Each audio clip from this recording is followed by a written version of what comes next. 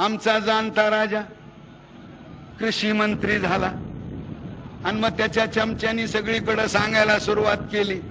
सोनिया गांधी तर म्हणल्या मी होत नाही, तूच पंतप्रधान हो, पण ते म्हणले नको नको तुमच्याच पक्षाचा व्हा, माझा नंतर नंबर लावा।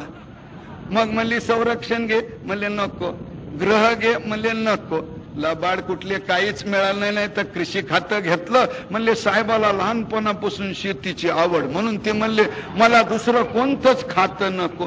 आता थोडा विचार करा, महाराष्ट्रामध्ये वर्तमानपत्राचा एक दिवस जात नाही, एक दिवस जिथं शेतकऱ्याची आत्महत्या येत नाही।